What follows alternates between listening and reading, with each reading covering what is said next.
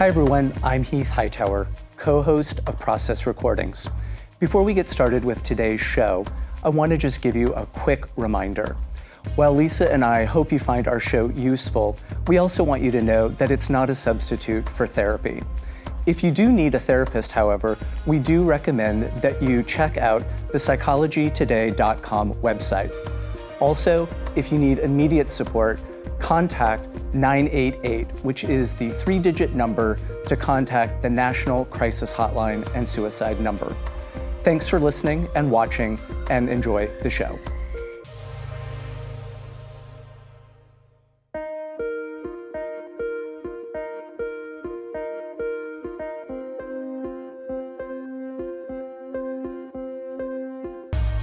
Hi, I'm Heath Hightower. And I'm Lisa Wessan.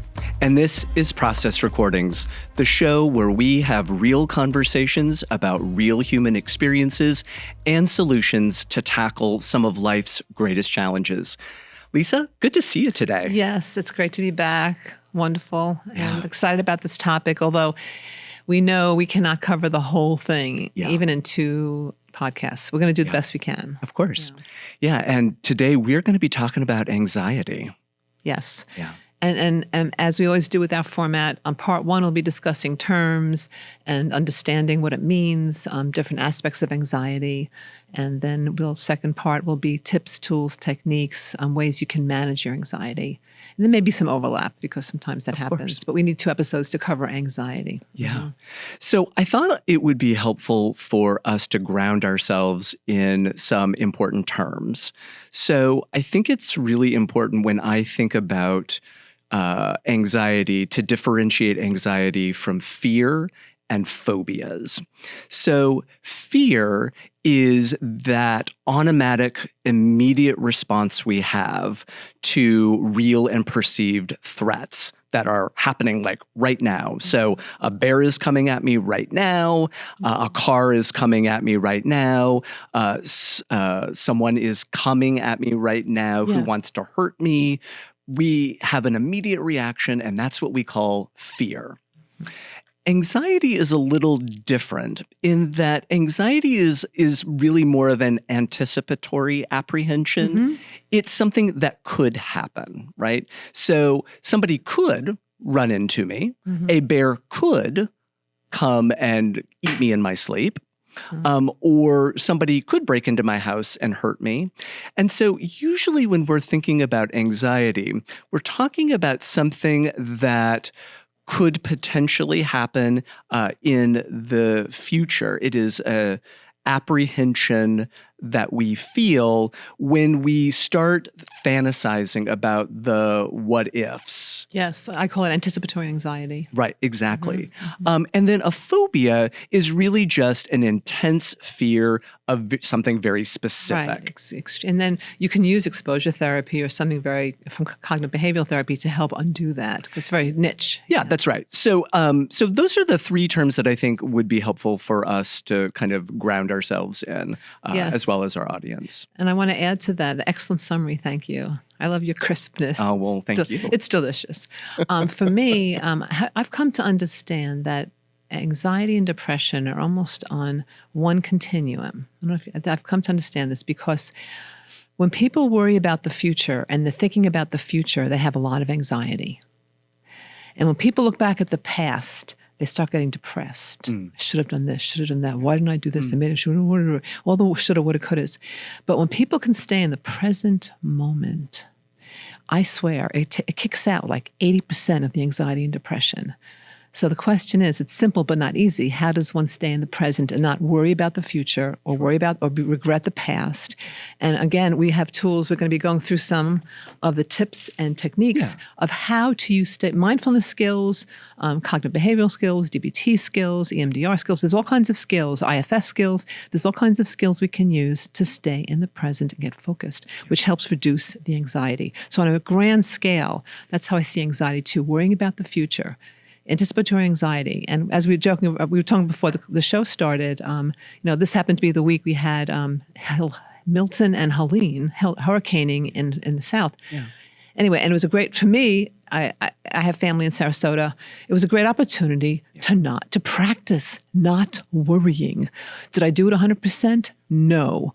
I failed forward, but I did okay. There was no panic. There was no use of food to soothe. There was nothing like that. I sat with the feelings and I let them go through me.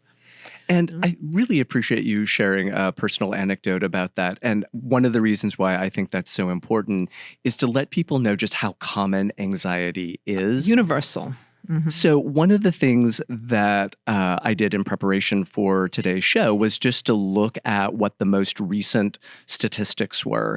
So the American Psychiatric Association did a survey of 2,200 Americans last spring. Interesting. And what they found is that 43% of that 2,200 reported higher levels of anxiety this year than the year before. That same group of people also indicated that 70% of their anxiety was attributable to current events. 77% said the economy. 73% said the upcoming election. Oh, yes. And then another 69% said gun violence was something that they were anxious about. So what we really want to communicate to people is that anxiety is a almost ubiquitous experience, meaning it's pervasive. Lots of people experience it. And to your point, there is no shame in that game of saying, I'm anxious, not worrying. No shame to say, I'm feeling terrible anxiety right now. Yeah. You know, and I'm sure I've had clients that had suffered from panic attacks. You know, they're going to the ER. They think they're having a heart attack. It's so bad. Yeah. And you know what? It's a process. And I want to emphasize this to everybody listening. None of us is managing their anxiety 100% perfectly. So this is a journey of learning to progress, not perfection, to gain mastery over the anxiety. And I'm speaking personally and professionally myself. You know, I'm imperfectly imperfect with the anxiety management, so much better. Yeah. So much better than when I was in my 20s. But now I'm really aware of the process because I've been a therapist for 30 years. You know, before I was a therapist, as a science reporter, it was a different world for me. Sure. But meanwhile, so there is hope for you. If you're out there having tremendous anxiety, not to worry. There is a solution. You can do hard things and just never give up. Never give up. Yeah. Yeah. And, you know, I think one of the other important things that I have come to learn about anxiety is that human beings, from an evolutionary standpoint, were actually programmed to be just a little bit anxious. Mm-hmm. Because if you think about it, if we didn't feel any fear at all, we would be dead. No, we need fear. Right. It's a survival mechanism. Right. Exactly. And the amygdala and the hypothalamus and the limbic system help us survive incredible instant, like you were saying, a tiger is chasing or a rapist is running after you, whatever crazy thing's happening. You must have the fear because it builds the body up into a high level of functioning to move through it. The challenge is with humans, though, if you have residual anxiety from something that happened 10, 15 years ago, this is not good. You know, the post-traumatic stress. You want to turn your post-traumatic stress and anxiety into post-traumatic growth. Right. You know, that's the goal here in therapy land. Yeah. Yeah. And, you know, I think one of the things about humans is we are animals. So we obviously have some programming, some hardware that predisposes us to anxiety for survival purposes.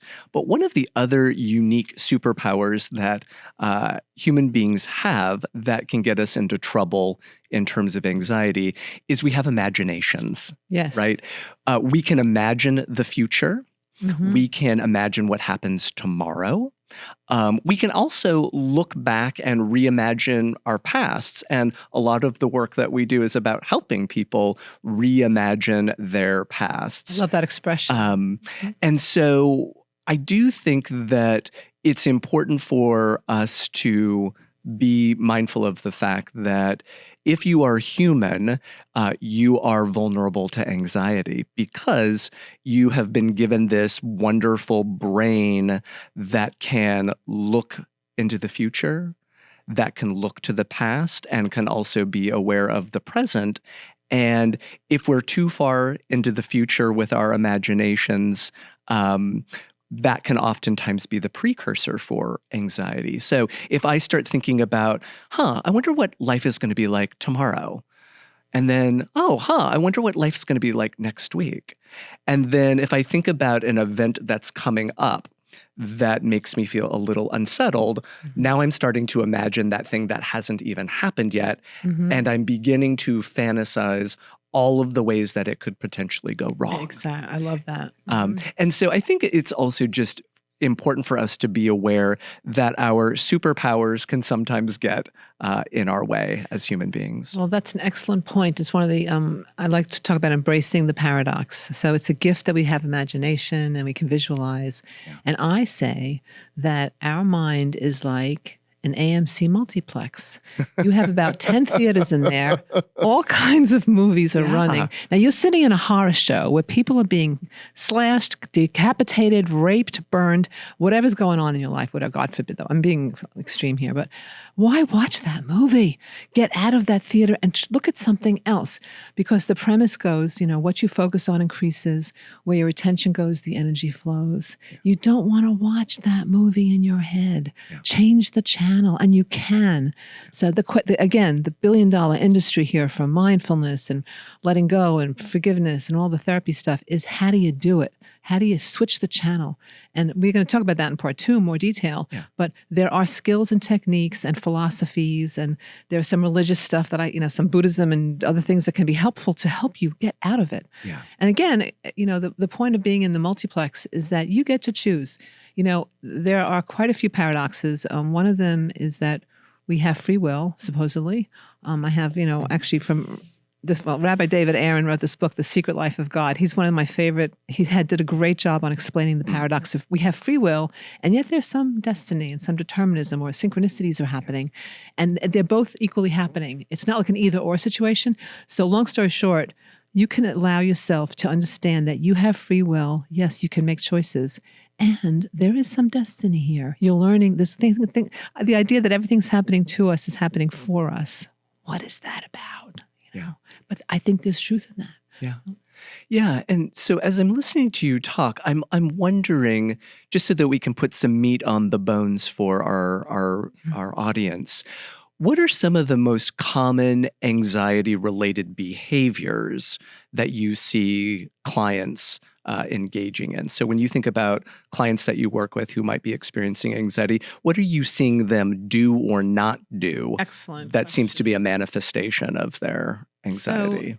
So, right off the top, because I guess, each of us, there are hundreds of thousands of therapists in the greater Boston area. I don't know how many there are, thousands of therapists, whatever. And it's always amazing how people come to me. I always say, how did you find me? Did somebody refer you? No, they found me on the internet. Well, whatever. There is a vibrational match because things that I have recovered from and I have experienced. There's some things that I've gone through that are not on my website. They're not on my resume. Nobody knows. And a person comes to me and says, I have this really bizarre thing that happened to me, or I went through it myself with somebody in my family, and I have experience.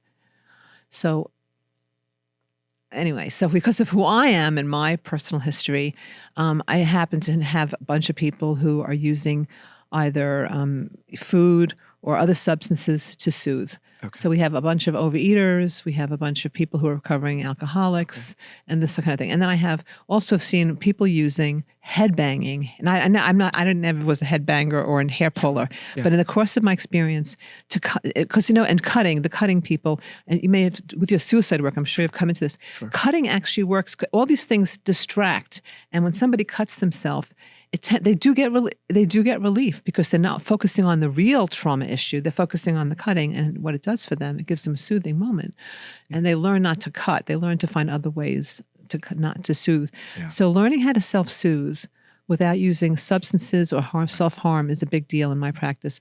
Right. And also, their cognitive distortions. I mean, many people have these. We were talking about expectations and rules. They have some bizarre beliefs that we have to deconstruct and turn around. Right. And that's what the beliefs are causing their problems. When they change their beliefs, they change their life. Right. Yeah. In my practice, I see clients' behaviors related to anxiety, including things like procrastination, social withdrawal. I also see avoidance is a really big one. And I also think that we can also sometimes see compulsive ritualistic Yes. behavior as Thank a you. way of trying to manage Yes. those feelings of anxiousness. So I'm wondering, what are some physical symptoms that you notice in your clients or even in your own life when people are anxious? Kind of Well, what do people report going on in their bodies? I've seen eczema. See, I think this is what happens. This is the algorithm. Every thought becomes a chemical reaction in the body. So our bodies are chemical factories. And when someone is worrying or stressed out with anxiety, now each of us is different. Some people break out in eczema. Some people break out in fat. Some people break out in GI problems, either constipation or diarrhea. Yeah. Some people get back.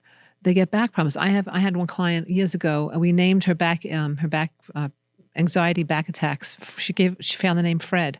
And I do internal family systems. We did parts work on that. And Fred was a part of her that was so angry and anxious. And we started talking to Fred and asking Fred what he needed in the work. Anyway, the parts come through in different manifestations. Yeah. Yeah. What I seem to notice in terms of physical symptoms are things like increased heart rate, Yes. sweating, Okay, yes. shaking, and trembling, in addition to the gastrointestinal stuff that twitching. Sometimes they twitch. They get twitches. Yeah, that's absolutely right. Dizziness. So those are some of the physical things that I see. How about emotional? What are some emotional things that you see in the office? That's a good question. Related to anxiety? Well, when they have anxiety, it's interesting. What's very interesting when I have new people, they often underreport. They're trying to put on a good show, like make a good impression to me, and they don't tell me everything. Sure. Yeah. I recently had a client. She's been with me over a year. And she just shared with me about some horrible assault situation she went through in law school and some other things that were very difficult. Her brother was a drug addict, whatever. All these things that it didn't come out until I was surprised a year. And so the anxiety manifests, and some people share right away and some people don't. But in terms of the physical presentation, I always look for their self-care. I give them a self-care questionnaire before they get to me to see how they're doing with nutrition, exercise, sleep, and how do they sit in traffic. I have it's a series of questions to give, and it gives me an index of where they are on their discomfort level. And self-care is a good measure of anxiety too. Some people go into extreme, become gym maniacs and food, or what is it called, orthorexic with their food, only eating pure food, and some people go the other way and they binge their brains out. Yeah, I see a lot of worrying Yes. in terms of emotional reactions, a restlessness, dread. Yeah. I also see irritability is another kind of emotional. And sleep problems. Yeah, there can definitely be some insomnia as a result of that. You talked a little bit earlier about cognitive or kind of what's going on in people's brains. So the things I typically see in my practice are things like overthinking, catastrophizing, and then the ruminating thoughts. So ruminating thoughts, for those of you who are not familiar with that term, think about a cow that ruminates, that chews and swallows and then regurgitates and chews some more. That's where it comes from. So that's what we're doing in our brains, right? So for people who are anxious, they're going over stuff in their brains over and over and over and over again. So I see a lot of that in the work that I do. So those are some of the kind of common signs and symptoms that people might be experiencing anxiety. In our part, when we do more broad discussion of the terms, also there's a lot of victim consciousness. So one of the aims in my practice is it sounds like a cliche, but helping people go from victim to victor, in terms of their fears and their anxieties. And when they have victim consciousness, is basically, why is this happening to me or to my mother or whatever? Why do bad things happen to good people? Why is this happening to me? Right. And that question is a slippery slope into a deep depression or anxiety or both. Sure. Yeah. And so then we enter the realm of the philosophical and sometimes spiritual, because first of all, there is no answer to that question. Whether you're an atheist or you're very religious, and I have several, the $10 word for this is theodicy. For those of you who are listening, TheodiCy, theodicy. A theodicy, there's books on this, there's studies, there's research. Theodicy is about why do bad things happen to good people? Why is there evil in a world created by a just God? Now, this can rattle people like really bad. Sure. Like, look at the people in Florida with the hurricanes. Like, why is this happening to them? No, there's no answer. But people will say, oh, maybe they're cursed, or maybe they're bad people, maybe they're sinners. Like, nonsense. So people have to come to terms with the fact that we don't know sometimes why terrible things happen. We have to, being able to live with the uncertainty. I have a wonderful quote from a Harvard professor. It was just recently in the news here. This is from David Rosmarin, Rosmarin. He's an associate professor of psychology at Harvard Medical School. Love this. He said, uncertainty does not cause anxiety. It is intolerance of uncertainty that causes anxiety. Brilliant. I love that sentence, because that's it. We have to be able to sit with the discomfort of not knowing. People want to know, and then they get anxious because they don't know. Yeah, and we are meaning-making creatures. So we all develop stories about why things happen to ourselves, other people, and why do things happen in the world.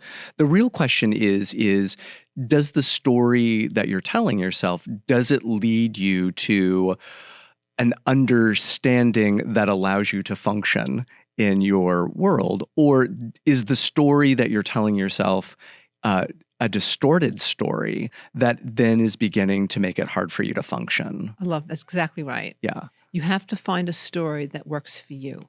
And it may not be other people's story. Right. The narrative, we live with our own narrative. Right. Now, for me, it took me a long time, but I've come to embrace the idea, whether it's true or not, doesn't even matter, because it gives me peace, that everything that's happening to me is happening for me.